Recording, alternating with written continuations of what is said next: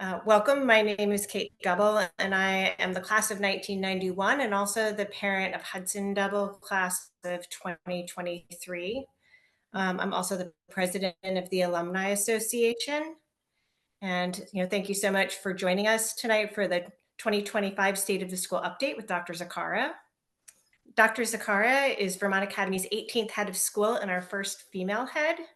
She came to Vermont Academy in 2017 from the Nightingale Bamford School in New York City, where she served as the associate head of school since 2013.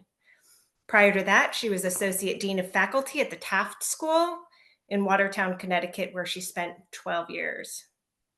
Since coming to Vermont Academy, Dr. Zakara has worked with the Board of Trustees and the school community to launch a new strategic plan, secured Vermont Academy's largest ever donation, a combination gift of $2.1 million donated by brothers Tom, class of 1959, and Steve, class of 1957, Richardson, and has overseen partnerships such as Vermont Academy at Mount Snow, Vermont Academy at Liceo Europa, and La Liga.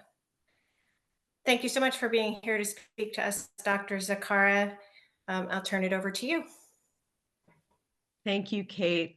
I'm so happy to see everyone. I see some former students and some alumni and current and past parents, and it's just a great group. This is a very nostalgic moment for me to give this talk on in my last few months of school here. I'm thinking back to my early days often, and some things feel like bookends, and some things feel like I'm still, running right to the last minute, doing all the work that needs to happen. But it all is so much more poignant now. I do remember the very first degree I handed out to Carl Antoine Gerard. And the very last one will be to my nephew, Dodge Zakara, this year. I started this job by falling in love with Vermont Academy, to tell you the truth. I was eager to start the job. There were many things in the job description that spoke to skill sets I thought I could bring, but you really dig in when you fall in love with a place. And it was a spirit of place that I think no one has captured better than I hope I don't cry, Dorothy Levitt, in her beautiful words, writing the song, the Vermont Academy Evening Song, and in other writings that she composed as the wife of Larry, but very much his co-leader when she was here. So I fell in love with the morning mist and the place itself, but also all the voices present and past that echo all the time. I started out living in Levitt House. That is where I am speaking from right now. I'm sitting at Dorothy Levitt's grandfather's desk that Larry used when he was head. And all of these traditions mean so much to me. I think many of the traditions and history of Vermont Academy were not fully captured. Knowing that, I early on took a trip up to the archives at the University of Vermont and found out about the era Dorothy Levitt called the Lost Generation, which was from the founding of school in 1876 until Larry began his tenure, which I think was in 1934. So that was a good amount of time when the school was actually all co-ed. So I don't know any other boarding school in the country that was founded co-ed. I'm sure someone will tell me what that is, but it's a rarity. The schools were single sex, and we were also founded by Baptist ministers who were very progressive in their thinking. They were encouraging young women in science. And we have early graduates such as Florence Sabin, who you all know from our Sabin Award, who was the first woman scientist a professor at Johns Hopkins and founded the Colorado Healthcare Program, and her statue's in the Capitol. And then we have Clara Converse, who went off from VA to lead a school in Japan. How courageous was that? And so that was in the turn of the century. And she wrote back off into her classmates and was the founder of our school motto, "Be true to your best self." So those early days were wonderful to find out about, but I also discovered that the school offered free admission to any missionaries' children. So the early rosters had students from all over the world. And that very much resonates with the school that we are now and that we have been through the decades, and now for a century and a half. It's a point of pride for me, and I think for prior heads of school, that students learn from each other, just as they learn from a fantastic faculty. So knowing the bones of the school, knowing the history of the school is really important for me to get started. And I'm not going to say too much about it. I'm hoping I get an invite back for the 150th so I can speak about it then. But I happen to love history and I could go on and on about that if anybody is interested with later questions or wants to contact me later. But we do have a very vibrant early history. It was also influenced by James P. Taylor, the founder of the Long Trail. He got the idea for the Long Trail when he was here at Vermont Academy trying to get students out trailblazing and came up with the bigger concept. But he was the one who created our Winter Carnival, which is the oldest in the country, and our whole outdoor program and a challenge course A to Z that I defy anybody right now to be able to do. I mean, they were stalwart students and both girls and boys and faculty in those days, and they hiked and did a couple of mountain hikes in a single day, among other things. So, there's just this wonderful outdoor tradition, and James Taylor said that that's because the mountains and the forests and our land here is as much a teacher as peers and faculty. So those are some of the roots of our school. I've developed a little bit of a PowerPoint to highlight the things that I really spearheaded during my 8 years here. Why did I develop these things is a question. And again, I started from the history of the school and then looked at creating 4 pillars that were rooted in Vermont values and worked on those with the faculty. So it really was a grassroots kind of strategic plan. Um, I want to thank Dan Burmester, who's not on the call probably, but he was our strategic plan director, and he's now at Dartmouth, and he was just really instrumental in getting all the buy-in and knowledge of what we were trying to achieve. So clearly laid out that you could stop a student on Long Walk and they could recite the 4 pillars, which is true to this day. So that was an early piece of my inspiration. And then I thought about just some programs that would really bring back some of the history and also turn toward the future. So you'll hear about our Vermont Academy at Mount Snow and our ski program, which was, we have an incredible history with winter sports that really was founded by Warren Shivers, great friend and colleague of Larry Levitt, Dartmouth grad, Olympian. And I wish I had met him, but he inspired me a lot in the thoughts about outdoor programming and bringing back a winter program as well. And then, we had this global history now that, goes back to our origins, and study abroad programs. And so to take things a step further, we made a partnership with a fantastic day school in La Moraleja, Spain. And I'll show you some pictures of that. That was created in 2019, right in the middle of COVID with 20 students, and we're well beyond that today. And then the partnership with La Liga really came about because that soccer program and also Atletico Madrid are partners with our peer school partner. So we kind of were brought in to the fold there, and we were able to offer something really amazing for students. So there's a little bit of a theme with some of the things that I started that have to do with immersion opportunities for students, whether it's sports or academics. We have a capstone program as well. I'm actually leading that with Jenna Koch, and students write research papers and have off-campus mentors. It's a great senior culminating experience. But we wanted to offer I really felt that it fit Vermont Academy to offer students immersive opportunities and things that they're passionate about.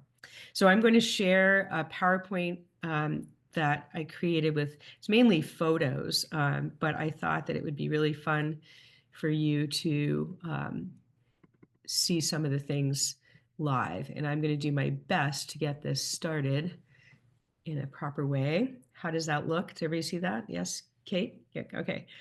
So here we go. So here are the 4 Vermonter pillars: ingenuity, independence, community, land. And truth to tell, I mean, every student knows what these are. They're linked to our courses that we offer, to our extracurricular programming. We're really proud to be Vermont Academy and to step into that name and be proud of it. So these 4 pillars were created as part of our strategic plan really early on. I'd say I think we came up with this plan the second year that I was here. So this first program that we started was with our partner school, Liceo Europeo, which means School of Europe. We made an acronym, VALE, Vermont Academy at Liceo Europeo. And you can see some statistics there. If you've ever been to Madrid or La Moraleja, it's just so beautiful. And this school has quite a reputation, our partner school, as a K through 12 IB program. And so they were really eager to have an American program on their campus.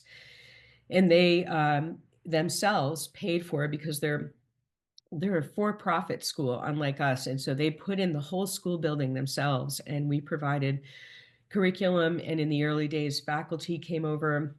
Cynthia Murphy, who many of you know, led that school for its early years, which was wonderful because she was so immersed in all VA. So they follow our traditions. They have our curriculum. The teachers communicate with our department heads, and you can see sort of an overview there. So I guess it came off a little. I don't know if you can see, we deliver about 30 diplomas to seniors every year. These are Vermont Academy diplomas, and they have a Vermont apostille on them. It's a very important thing for the Spanish to have these ribbons on them. But the state of Vermont has us, acknowledge that this is a Vermont approved degree.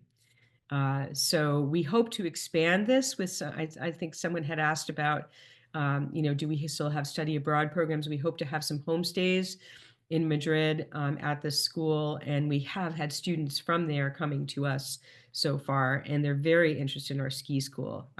As you know, the Pyrenees are in Spain, and so we have a lot of avid skiers who are interested in our program. This is what the building looks like. It's on a really large campus that is mainly 1-story buildings with beautiful picture windows and lots of plantings.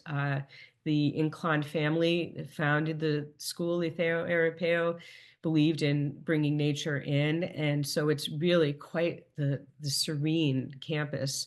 And then they built this 2-story building for our program, including labs, which are very unusual. I don't know if you know that, but in Europe, laboratory science is not part of the usual school program until you go on to college. So this is really an American program, and we're really proud of it, and it's quite beautiful. So inside, everything is very modern. We have the latest technology, lots of natural light coming in. The desks are able to move around and reconfigure for different types of classroom conversations. And these are just some hallway pictures.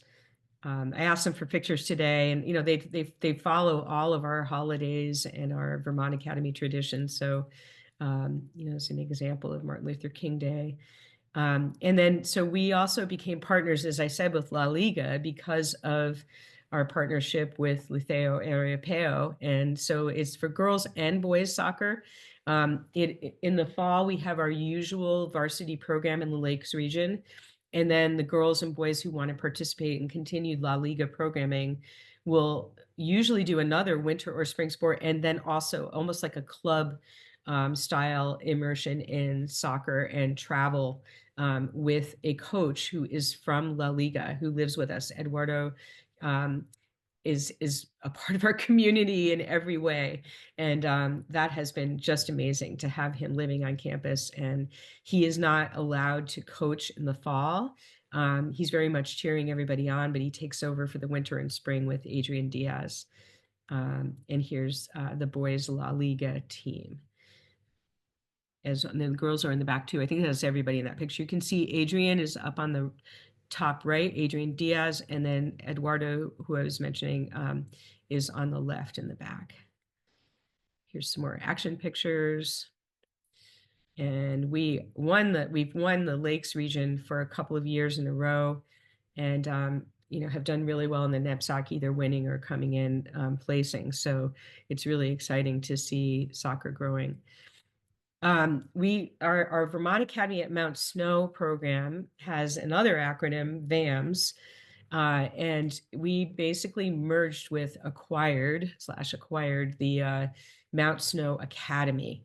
Our students had been having the opportunity to be there for the winter term, and a few of our students took advantage of that and would go board there at Mount Snow Academy. And the two people who were running it came to visit, and we would communicate on a regular basis. And one day I just said, would you ever consider merging? And I was afraid to ask the question truthfully, because I didn't want to offend them. They were, their own entity. And it was just an idea about maybe greatness in partnership. And they were so excited. And then our board members were excited. And thus we evolved an acquisition of the ski school. So all of the data here was developed by Ben Gardner, who is the director of our program. He's somebody who grew up in Winter Park, and he went to Holderness and then worked for a while at Telluride Mountain School. So he's got all the right inputs to know what we were trying to achieve. What are we trying to achieve? We wanted maximum on-snow time for students, as well as the very best academic program. So a lot of these ski schools don't have the chance to really offer, particularly in science and math, the kind of program that we have. So we have 3 different programs. We have students who are enrolled at Vermont Academy. We have students we call legacy students who just want to come for the winter. And then we have a weekend program. Ben also started a block plan for 8th graders, and we are trying to get an 8th grade accredited through NEASC, so that students could begin their studies at Vermont Academy actually in 8th grade.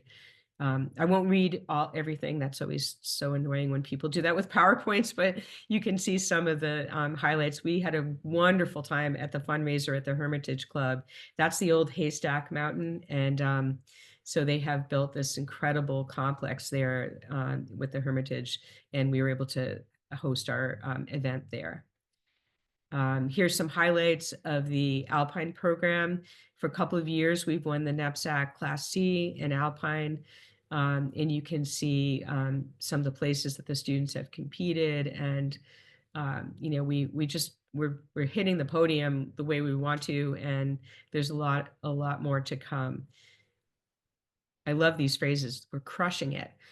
So here are some pictures of the Alpine skiers, and Peter Stoklosa in the hat is in the middle is our Alpine head coach. And we also have, largely because Mount Snow has Carinthia Parks, they have free ski and a rail park and snowboarding opportunities that other mountains do not have. It's really the best in New England. So this is sort of our cutting edge, is to be able to offer free ski and snowboarding at a high level.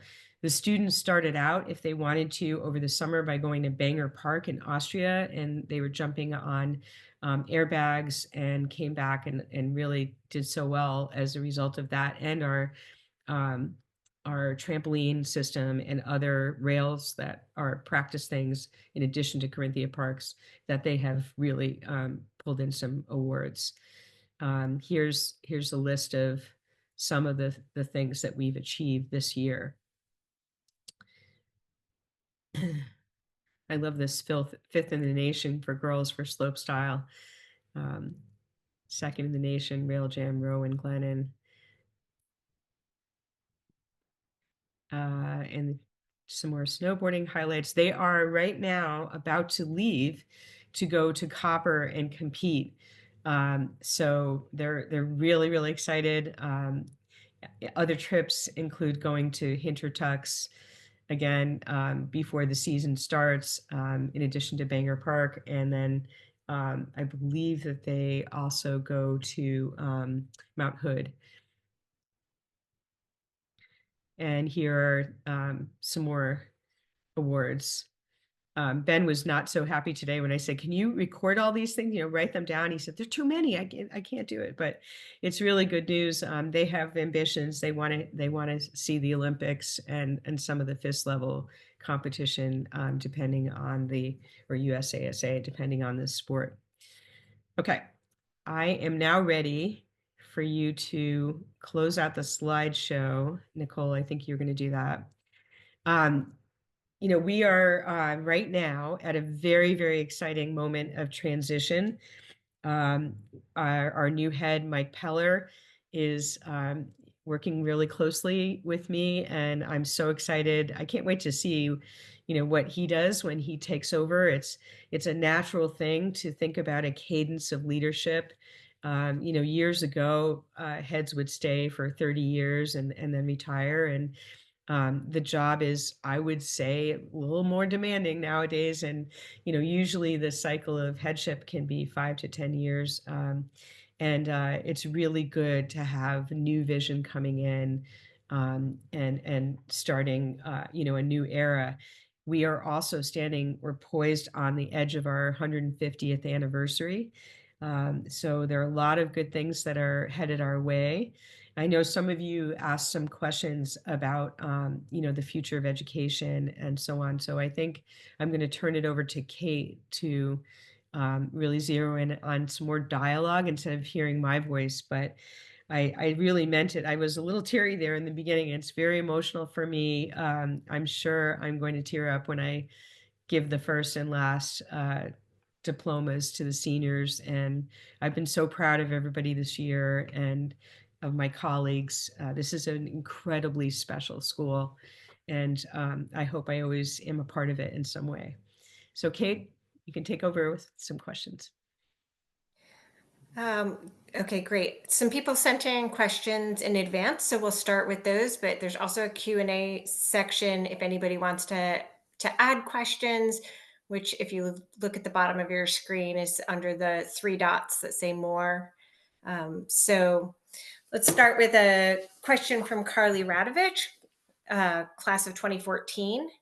And she asked, what is your proudest achievement during your tenure at VA? Well, I mean, it's been really fun to create these partnerships, and to sort of move the school into a new 21st century vision. But I honestly, I'm proudest of capturing more of the history of the school and just waving the banner for Vermont Academy and all that it was from the era of Larry Levitt forward, but also those early years. And I just think that it's such an amazing story that you should have seen me in the archives just cheering on this incredible founding story of our school and all that it offers. I mean, there's so much there for Mike Peller to draw on, as well as to turn to 21st century skills that students need in a rapidly changing world. And, you hear that all the time. It is a reality that, the nature of work is changing and so on. But so for me, it was a combination of tradition and innovation and finding a path forward that was truly Vermont Academy, not just what Jennifer likes, but it was Vermont Academy, its history, what I learned from alumni. Everybody told a similar story. And when I met them, and it was always that, I had trouble with this or that, I couldn't organize myself, or just all sorts of things that felt like they were in pieces in their lives. And then it always, the story turns with, and then I came to Vermont Academy. And that joy of discovery of something that you're passionate about, of understanding how to manage your life, to be your own best business manager, to understand that, a lot of our alumni have founded their own companies. They're fiercely independent. So hearing these stories and learning about the history of the school and thinking about, how to prepare students for the future makes me feel proud that I found the right combination of tradition and innovation.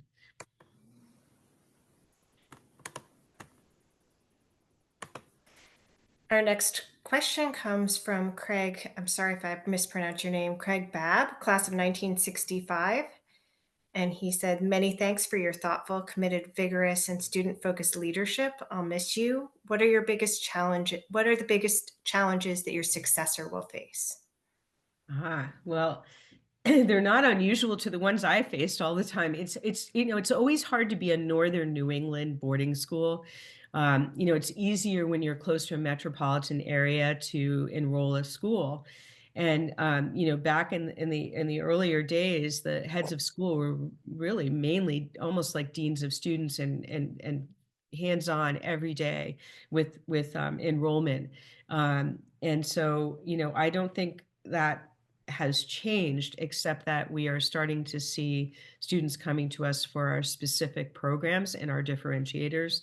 So I think there's a lot more to do there to tell those stories that we call it return on investment. Let's hear from our graduates and recent ones about how VA prepared them. So I think enrollment in a changing demographic.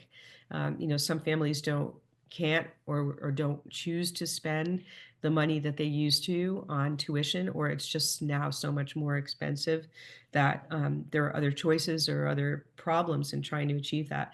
So, it's always trying to come up with the creative way to bring in the best students, the best faculty, and to maintain that, sort of your balanced budget and your ecosystem without losing that triple threat immersion of having every faculty member have multiple points of contact with students rather than just the classroom. So I think that's one thing. I think the changing world of higher ed is really going to impact prep schools. It could be a really exciting opportunity because some students may choose to get more, it could be technical experience or get a certificate in a certain area so that they can actually work while they're going to college, or get into the workforce and then go to college. We have to be more flexible in our thinking about what higher ed is seeing and how we can take opportunities such as dual enrollment. Can students take courses at Vermont Academy and also at maybe UVM or Middlebury? And there's just so many ways to sort of look at these challenges and find opportunities. The world of work is changing, and technology is, upon us, and it's really interesting to see, both the balance of, okay, which jobs are going to be replaced by technology and where are there new ones. We have here really embraced moving into technology. Our robotics team, by the way, came out second in regionals.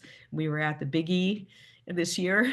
And you all know that's a big fair, but there's a robotics competition, and VA was there. And Joe Achanis is an incredible teacher of coding. And so we have these robots, and students code on their cell phones, put the cell phone into the robot, and it has to follow the commands of whatever the official tells them that the robot should do.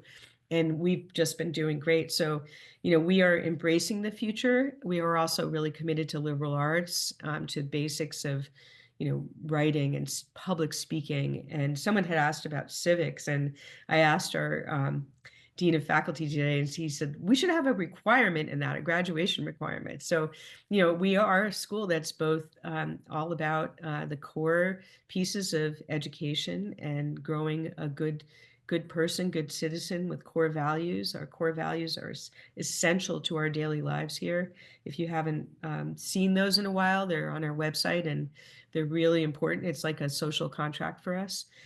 And then also we are embracing the future. So those are some of the things. What is the world of work going to look like? What is higher ed like now, and how is it going to impact prep schools? And just thinking about some opportunities for students to specialize a little bit so that they can, I guess that's the last thing I'll say, they can showcase themselves as distinct for colleges. Sean Bursell, class of 1977. It wants to know what you didn't know when you arrived that you wish you'd known. and I'm taking this to my next job. Enrollment is so important. Fundraising is as well, and we've done well with both. The school is right at this moment. I think we're 233 students, and when we had a great gift from that was a very emotional gift from two brothers who felt that Vermont Academy had been like a family for them, Tom and Steve Richardson. But really for the head nowadays, you really need to focus in on that enrollment. We call it the top line, right? Your top line net tuition revenue. That sets the stage for everything. And I think I learned that along the way. I wish I knew it right away.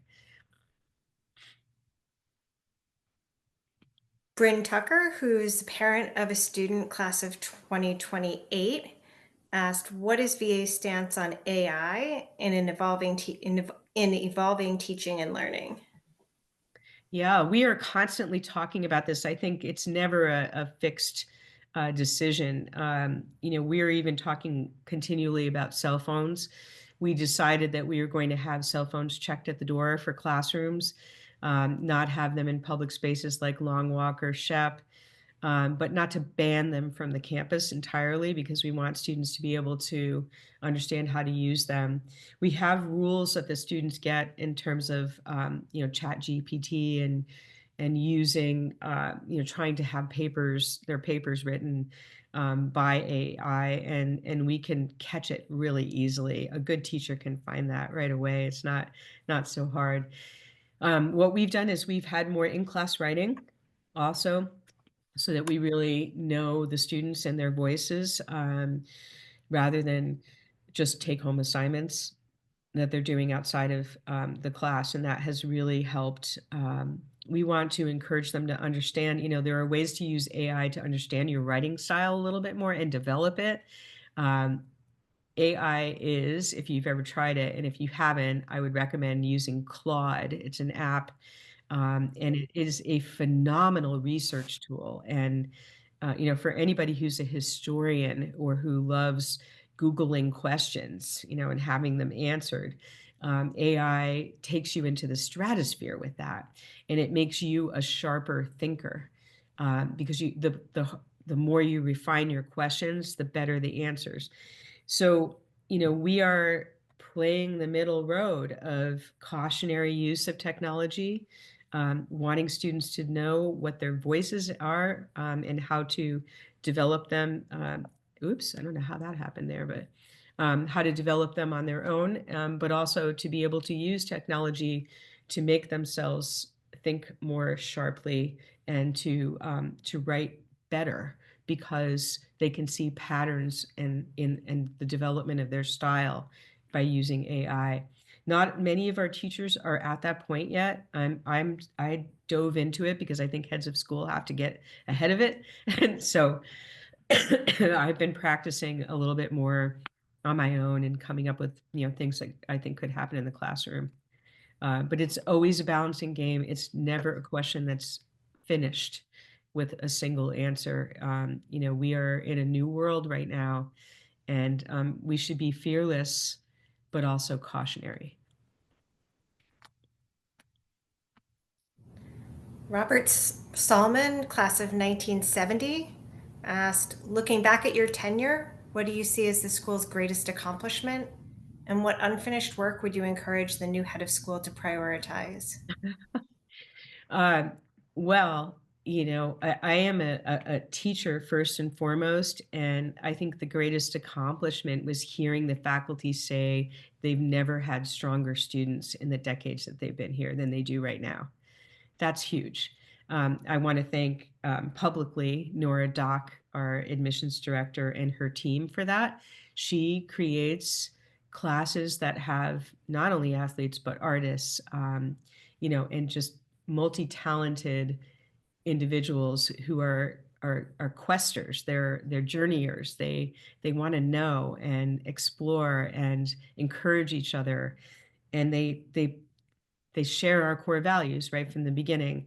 So hearing that from the faculty, that was actually one of the greatest compliments I have ever experienced was to have them say, and you hear me giving the credit to Nora, but to have them say that while you're here, the school has strengthened so much academically, and we love being able to take these students to levels that we couldn't before with in prior decades. So that's I think that's great. Patrick Ogden, class of 2019, says that Oh, you you know what, mentioned. Kate? I forgot the second part. Oh, I would never tell Mike Peller what he needs to do. I am enjoying every minute working with Mike Peller, and I believe he's on the call here. It is incumbent on an outgoing head to let go, right? And he will find what he likes with what already exists or where he wants to go. And I can't wait to see where he wants to take the school. And I'm 100% behind him. So there's nothing I would say, those core values are key to everything, though. They're our foundation, and I believe those will remain unchanged, along with our motto, be true to your best self. So I'm sorry, now you can go forward to Patrick. that was a great answer. Patrick Ogden, class of 2019, said that you mentioned that Liceo is a for-profit school and wanted to know if VA is generating revenue from this arrangement, and if so, how is that revenue being allocated? And given that Vermont Academy is not a for-profit institution, is the school legally required to invest this revenue into the endowment? No on the last one. I love these questions, Patrick. They're awesome. um, so we are not making enough money to, have it take us over the top. It's really money that's invested in reinvested in our programming, not just in Madrid, but also on our campus here. As you've heard, we coordinate so much between the two campuses. Ultimately, it'd be great to have a fund developed that would enable students who can't afford to study abroad to go and do so. And it may be that some of the money from that program could be used in that way. But it is some of these programs were designed, honestly, Patrick, to help us at the money comes in at different points when we have a trough, the rise, and we don't have the cash flow at certain points in the year. Every school's like that, before new enrollments come, and in fact, Valentine's Day is famous in schools for a low point with money coming in. So we don't make it doesn't end up being a profit. It ends up that we're not, we're kind of breaking even. But it's money that is needed at a particular point in our year. I think I'd love to have money required to be put into the endowment on a regular basis. I think it's just like your own savings for your personal account. So, heading down the road, it might be a great plan, particularly since we can I believe we can raise some really great, money for our endowment for the 150th anniversary. But I'll just say finally, Patrick, I just love all those questions because the more you create systems that feed themselves, the better, right? And so it's just like we have a lot of students, 2 sections of entrepreneurship, 2 sections of economics in our school. That a lot of budding startup business owners, I think, are among us.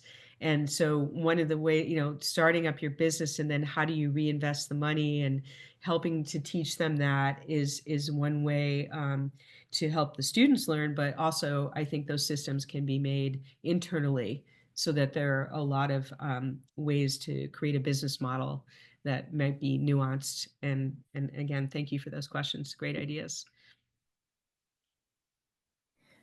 So there were a couple of questions about hockey, and because I was like trying to manage the technology and watch questions, you may have addressed this. Did you talk at all about hockey during your? No, no. I think probably there are questions that are more urgent for, parents who are looking to see who our next coaches are.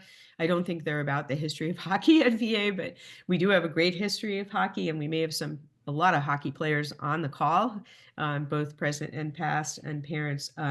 We have a change in leadership for our varsity boys hockey coach, and we have 20 applicants. We are just getting to the point where we're going to probably within a week, next week, we'll be refining the list down to a group that we'd like to bring to campus. Students will be involved, as well as other coaches, the head coach of the girls team and some others in helping with the selection. So we really are excited about the coaches who are applying. I have no doubt that we'll be deciding on that within the next week, week and a half. Hopefully that answers that question, because I know it's quite urgent for everybody as they think about coaching and their sons in this case. We have our girls coach is returning. So one of the questions was about the state of the varsity hockey team next year, which I think you just answered. And then the other one was just plans to, asking about plans to develop the hockey team and recommending Northwood's focus to commitment and commitment to development. Yeah. Is there Yeah, and I've had some great, there have been some dialogue. There's been dialogue back and forth with the parents this winter, and I know there's a great desire to see the program develop. I just spoke with Brian Allen, our outgoing coach, about recruiting, and he's really excited and confident about the incoming players. Once we get our new coach set, I believe we'll, have our players stay. I think they're going to find that the program's going to be strengthening. We also have, here's a little tidbit. I saw Will Torrey, the son of Bill Torrey of Islanders fame. He was a big recruiter for the Islanders in Florida recently, and Will is going to be coming up with Clint Brown, who's a past parent and Clint's older brother, to look at potentially a new roof and sort of a way to seal in the rink, and some other ways to improve our existing rink rather than a new rink. So I was really, really excited when he offered to do that, and I'm hoping to get that to happen this spring so that they can see what the cost might be and whether that's something we want to do. Certainly, the more we improve our hockey rink, in addition to strengthening coaching, both varsity and assistant, head coach and assistant coach roles are going to have an impact on the development of the program. Sean Bursell, class of 1977, said, I know you're passionate about the physical infrastructure. What's your proudest achievement in terms of the physical infrastructure and your biggest disappointment? Well, okay, I'll start with the biggest disappointment. We're making headway on it, but I always said I will never leave VA until we have our heating system and our water upgraded. And we are in the process. We're working with a bunch of different quotes, and we've already done improvements with creating more zoned heating. And we're working with the Village of Saxons River on possible ideas regarding water, since we are a water supplier for them in terms of emergency water. Jen Palmiato knows a little bit about that, a lot more than I do actually about this. But we also have John Dunbar, past graduate, who is working with us on the water system. So infrastructure is really important, and I happen to love it. We've had a variety of people here involved in our heating and piping systems. And when something goes wrong and they have to dig a hole, guess who's in that hole with them? I just love learning about all this, but I didn't fully achieve that. I'm sorry that it didn't happen. It's in process, but you have to take care of what's not seen. It's not as pretty, but it's so, so important, especially in Vermont. So what am I proud of? It bothered me so much when I walked into Fuller and saw the first floor broken into offices instead of the original beautiful classrooms that were there. So I'd say it's a combination of bringing those classrooms back in the fitness center, which also, I love art. I'm actually an arts person more than an athlete, but having the art room in the gym, although Lisa McNeil has scooped up so many athletes to go into the arts as a result of that, it was the place for the fitness room, and we really have upped our game um, in terms of wellness for the whole community as well as fitness opportunities for athletes. So those two things, seeing the beautiful, beautiful restored classrooms in Fuller. Yeah, it brought tears to my eyes. I came back after spring break and saw all the walls opened up, just like I knew they every window lined up, fireplace back in the middle of the classroom, and we have new furnishings on the way as well. So it's really quite elegant. I'm really proud of those two spaces, the fitness space um, and the Fuller classrooms. Rob Salmon wanted to know, who do you consider our peer schools to be, and has that changed during your tenure? Yeah, that's a really good question. When I first got here, we seem to be competing more with Cushing and Winchendon and Dublin. And we used to be competing more with the schools we're competing with right now, which are the Lakes Region schools. It's really hard to be as small as we are, powerhouse that we are, and compete with these bigger schools in the Lakes Region that are 300 plus, and realize that we are winning lots of competitions in a variety of sports: soccer, golf. We won the golf award last year, with schools that we're kind of punching up, as they say, to compete with schools that are bigger than we are, and they have bigger endowments, they have bigger, they have newer buildings, but those are the schools that we're competing with now. So it's Brewster, New Hampton, Proctor, um, a little bit more now with Holderness because of the ski academy.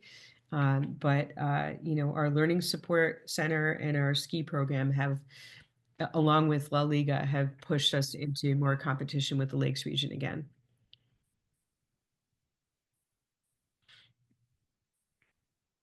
So I believe those are all of the questions that we have for tonight.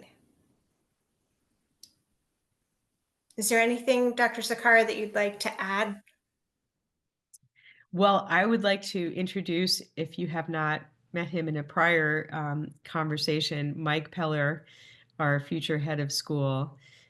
He is in one of the Hollywood squares here, and Mike is someone who grew up at Northfield, Mount Hermon. His parents were faculty there. His wife also had parents who were faculty there. So I don't even know how old you were when you met, but it's just such an adorable, wonderful story. I love it.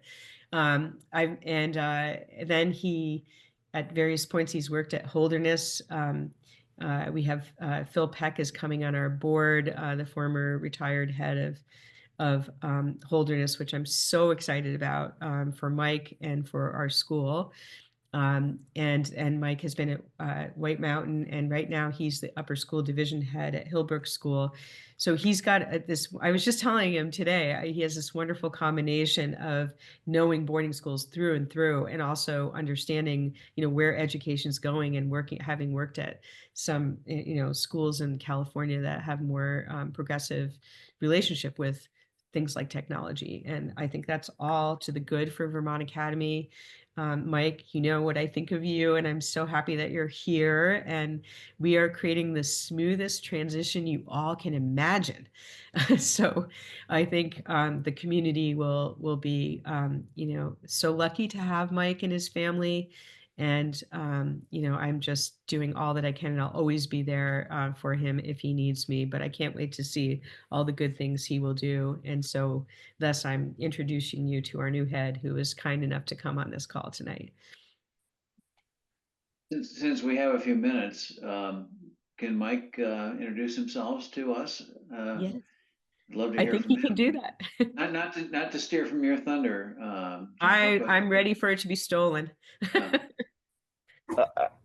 I'll just say hello, everyone. I'm Mike, and I'm so excited to get started. And I, in fact, have been started now for a while. Jennifer and I have been regularly on calls, as well as with other folks at VA. from the moment I stepped foot on campus in December, I knew that this was a place that I was excited to raise my kids in, to help lead, and feel just deeply honored to carry on the legacy of the great work that Jennifer has done over the last 8 years. And we'll continue to be in partnership over the spring to make sure the transition is as smooth as possible. So I look forward to getting to know all of you. Have started to have some calls with alumni. I'm just really eager to hear the impact the school has had on each of your lives and how we can think about the celebration of 150 years and what will happen in the next 150 years. So look forward to future conversations, but tonight just wanted to be here to celebrate all that Jennifer has done. So thank you. Thank you, Mike. So with Vermont Academy poised for a strong future, Dr. Zaccara, we thank you for all you've done for VA, for our students, for our alumni. And we wish you well as you embark on your next adventure. It's been wonderful knowing you, and the last 8 years have been fantastic. Thank you, Kate, and thank you for serving on the board and being involved in the Alumni Council in the way that you have. And I know we have some people on who are class reps, and we've had some wonderful, wonderful gifts from classes, like, for example, the class of 53 with the Dorothy and Larry Levitt patio, which we use all the time. It now has a pizza oven. So Hudson and Patrick, I'm sure you're jealous of that, that it's there, but these gifts matter so much, and your continued support of Vermont Academy, of our annual fund, of our endeavors, of our endowment. It's really important. And also that you stay connected with us and help us to understand your best moments at VEA, so that we can tell our stories in the best way possible. So thank you all. All the best. Before you all sign off, I just want to mention a few upcoming events that we have. The Vermont Academy Days of Service are April 1st through 30th. The New York City Alumni Professional Development event is April 1st. The Boston Alumni Professional Development event is April 3rd. Our Providence, Rhode Island dinner with Dr. Zaccara is April 16th. And One Day for VA is May 6th. So you can find all of these on the website. If anybody has any questions about those, I would be happy to answer. But I appreciate everybody who showed up tonight. This was a great showing. And unless we have any other questions, I think that's it for tonight. How about if we close, Kate, with a go VA? Oh, yeah. Okay. Okay. On the count of 3, everybody know you go VA. Okay. 1, 2, 3. Go VA. VA.